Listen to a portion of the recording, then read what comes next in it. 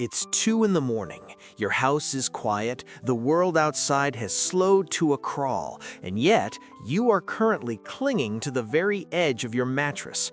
Somewhere in the middle of your bed, your dog has settled in, taking up exactly 80% of the space, leaving you with just enough room to keep from falling off. Most people look at this scene and see a habit, a need for warmth, or perhaps just a dog being a little too clingy. But behavioral neuroscience suggests that what is happening right now, every single night, is one of the most complex expressions of trust in evolutionary biology that exists between two species. Let's start by looking at the warmth theory. It sounds logical. Dogs get cold, and you are a radiator. But if you observe your home, your dog has access to sunny patches, thick rugs, or that pile of laundry on the floor. If warmth was the only goal, they have far more comfortable options that don't involve a moving, snoring human. The real reason they choose you is much deeper. In the animal kingdom, sleep is the most vulnerable state any living creature can be in. Every instinct in your dog's brain, instinct sharpened by thousands of years of survival, screams at them to find a hidden, secure spot when they are unconscious. And yet, every night, they walk past every quiet, secluded corner in your home to climb next to a human 15 times their size. When your dog chooses your bed, they aren't just looking for a soft place to land. They are performing the single most fundamental behavior in attachment psychology, seeking closeness to their safe person at the moment of their greatest vulnerability. They aren't being needy, they are telling you that in a world of potential threats, you are the safest thing they know. This connection isn't just a feeling, it's a measurable psychological mirror. Researchers at Eötvös Lőrinc University in Budapest decided to test this by adapting a famous psychological tool called the strange situation procedure, the same test used to study the bond between human infants and their mothers. The results were stunning. Dogs don't just like their owners, they form attachment bonds that are functionally identical to those of human toddlers. They show the same proximity-seeking behavior, the same acute distress when separated, and the same profound relief when reunited. In these tests, 61% of dogs were classified as securely attached, almost exactly the same percentage found in human children. When your dog crawls into your bed, they are acting out the most fundamental law of attachment, staying close to their secure base when they feel most exposed. But it goes deeper than psychology. It's written into your very chemistry. In 2015, a study published in the journal Science by researchers at Azubu University in Japan uncovered something extraordinary called the Oxytocin Loop. Oxytocin is often called the bonding molecule. It's the same chemical that floods a mother's brain when she holds her newborn. The researchers found that when a dog and their owner gaze into each other's eyes, both experience a simultaneous surge in oxytocin. This creates a self-reinforcing loop. The dog gazes, the owner feels bonded, the owner gazes back, and the chemicals rise in both. Interestingly, they tried this same experiment with wolves raised by humans, and the loop never activated. This is a neurochemical bridge that evolved specifically between dogs and humans over 15,000 years. If just 10 minutes of petting your dog can measurably drop cortisol levels, your stress hormone, in both of you, imagine the biological impact of 8 hours spent pressed together in the dark. You aren't just sharing a mattress, you are sharing a long-form chemical recharge. This deep connection didn't happen by accident, and it didn't start with the modern bedroom. To understand why your dog needs to be near you at 2 a.m., we have to look back 15,000 years to the very first campfires. Dogs are unique. They're the only animals domesticated before agriculture, before cities, and even before writing. While our ancestors were still nomads, the friendliest wolves began approaching human camps, drawn by the scraps of food and the warmth of the fire. Over generations, a natural selection occurred. The wolves that were less fearful and more prone to seeking human contact survived better.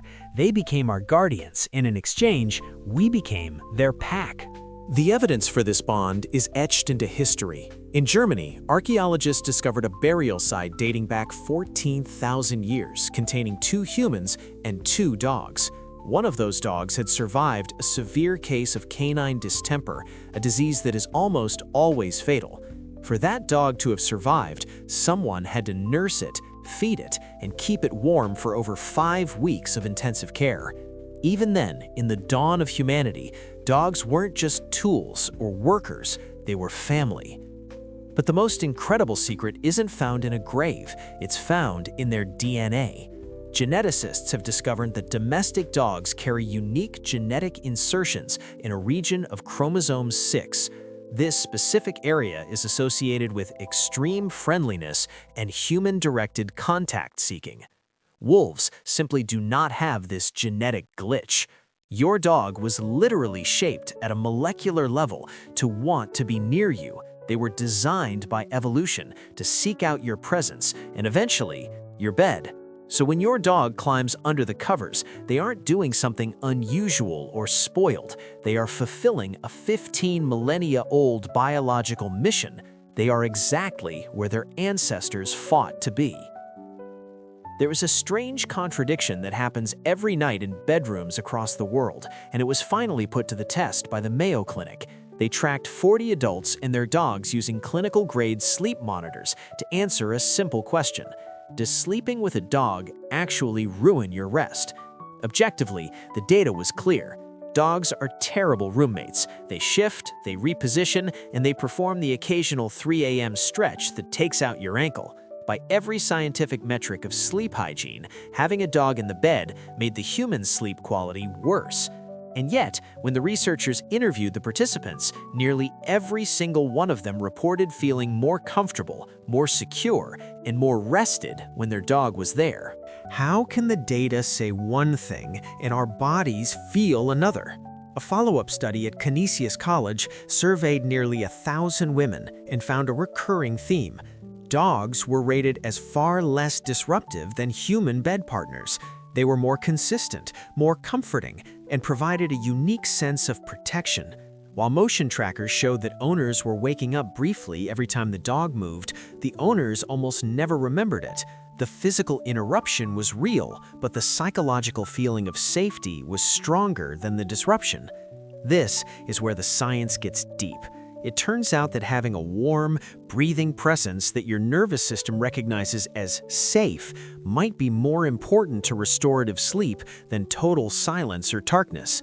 For most of human history, we didn't sleep in isolated solo bedrooms. We slept in groups, protected by the breath and warmth of others.